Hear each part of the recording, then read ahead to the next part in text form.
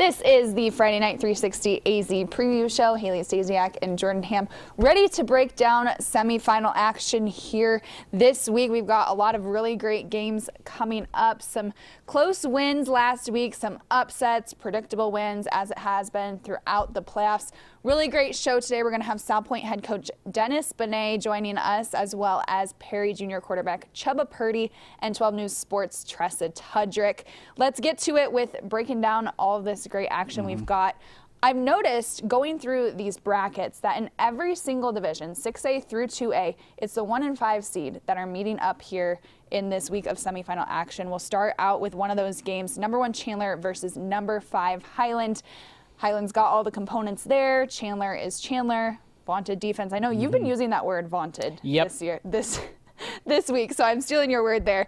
But I mean, I think if Highland is going to upset Chandler in this one, they have to come out fast and they have to have everything clicking. There's no room for errors in this one. Yeah, they can't make any mistakes. They can't have turnovers. In the first half of that Liberty game, both teams had a ton of turnovers, and it was a pretty sloppy game. Special teams errors, that's what a Chandler type of team just feeds off of. And when you can give Jacob Conover a short field to work with, good luck. The key offensively, I think it's going to be stopping DeCarlos Brooks, because when we saw it last year, they had the 2 running back system with Drake Anderson and DeCarlos Brooks. They combined for over 3,000 yards, like 3,300 yards. And that set the tone. I think Sean Aguano, I even think Jacob Conover, it's fine if Jacob Conover is throwing for 180 yards, because that's just kind of setting the tone. That means their run game's working. So if they can slow down the run game, they still have to deal with a very good pass game, but at least that limits one component, and they can maybe try to force Jacob Conover to make some mistakes, even though he doesn't make them often. But they really have to play a perfect game against number 1 Chandler. This is going to be one of the games that I will be out at this Friday. Number 1 Centennial versus number 5 Higley. I have seen both of these teams in the playoffs.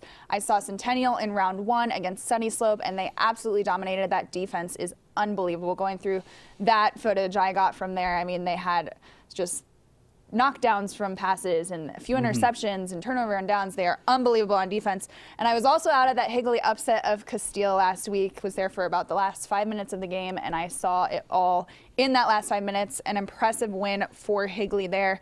This is another one that I think if there's going to be an upset in the semifinals, it's probably potentially going to come in this game with Higley somehow figuring out the Centennial defense. What they're going to need to do is they can't get down early, because what happens with Centennial is if they're able to get a couple of scores out in front, which is what they did last week against Cienega, through a quarter and a half, they were up 21-0. Then they can just continue to pound the ball, eat clock, and what Higley has to do, they're a quick strike offense. They have to have a couple sustained long drives on offense to give their defense a rest. That's the other thing. A lot of times, Centennial would get a score last week and then it would be a 3-and-out for Cienega. And then the defense is right back on the field. And by the time it's halftime, the defense is gassed, and that's what Richard Taylor loves. Then it's just like, let's go ground and pound. Let's use our guys in the trenches and just dominate. So it's going to come down to the trenches. I've said all year that I think Higley, on paper, has the best defensive line in the state. They're going to have to show it, and the offense is definitely going to have to control some of that play clock to make sure that that defense can be rested for the end of the game.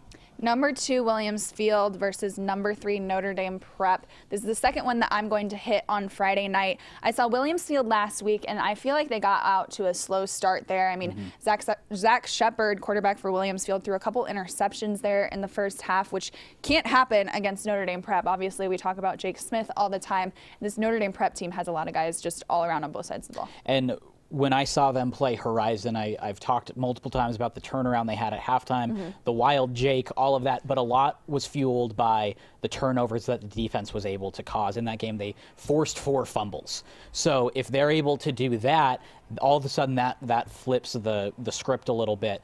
The defense has played very well as of late for Notre Dame Prep. All year, Williams Field has been so impressive defensively. They're undefeated against Arizona teams this year.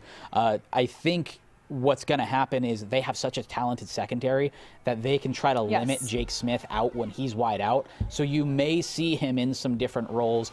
Coach Prelock does a great job getting him the ball in multiple ways, but we've talked about the Wildcat formation that he runs, and he's the quarterback at that time. I wouldn't be surprised seeing that early and often against that, especially if they do have some struggles in the passing game against a very good Williams Field secondary. And something to watch for Williams Field here is the run game. Jaden Thompson in that run game, he is just able to power through those defenders. So Notre Dame Prep will have to figure out how to stop Thompson.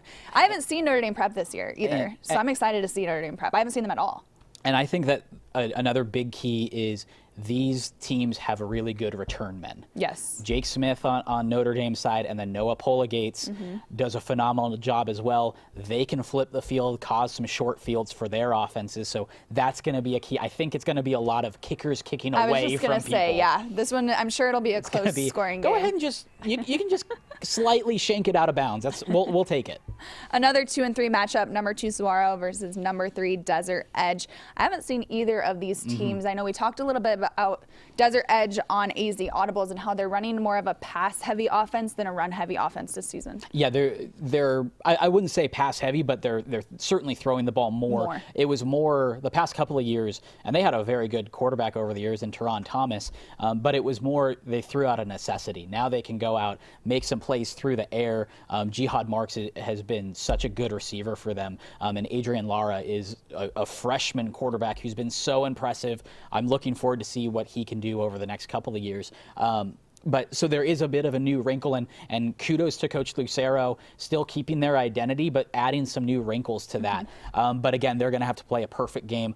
They've already played them once. They played Saguaro tough. They lost, but I don't think they're coming in afraid of Saguaro, and that's a key. That's a huge key because at least you're not beating yourself before you step on the field, but still going to be a tall task trying to take down a very, very deep Saguaro team. This will be a fun one to watch, I'm sure. Looking forward to see how that one turns out. Number 1 Northwest Christian versus number 5 Valley Christian. This rounds out our 1 and 5 seed matchups, and this is a rematch from what I saw in the regular season. I was out at that Northwest Christian Valley Christian game. Northwest Christian got the win there. I feel like this Valley Christian team, though, is a different team than what I saw at that point in the regular season. I mean, Northwest Christian obviously always has all the components there. Dustin Innes on both sides of the ball. They've got Aaron Van Hofwegen there, too. Valley Christian, with their double quarterback system they've got going, though, is a threat. And I mentioned before in talking to head coach of Northwest Christian after this game, it was kind of we were expecting them to run this, Valley Christian to run this kind of offense that they run, but they couldn't prepare for it when they got to it necessarily because they can run it faster than it is on film. Right, and that's kind of in college football when you're going up against Navy. You can prepare and prepare and prepare, but until you experience it, you don't really know what to expect. Valley Christian hitting their stride at the right time in the second half of the season. They've gotten hot. And they're battle-tested. They've played a lot of the top teams in this 3A division, but Northwest Christian, while I've said multiple times that this is a wide-open 3A, they're still the top seed for a reason. They're still very good, very deep and consistent. Year out, they have been. And they've experienced it. They know the big time atmosphere that comes with a deep playoff run. So they are certainly seasoned and will be ready to go as well. We'll take a deeper look at some more semifinal matchups coming up. We're going to have Sal Point head coach Dennis Benet on, so we'll break down that Sal Point Saguaro matchup. Then we'll have Perry Junior quarterback Chubba Purdy coming on to break down that Perry Pinnacle matchup as well. We do want to give a shout out, however, to your 1A state champions Superior. This was a team who they lost their program, and they were able to bring it back. This program was once canceled, and now they are your 1A state champions. So congratulations to Superior.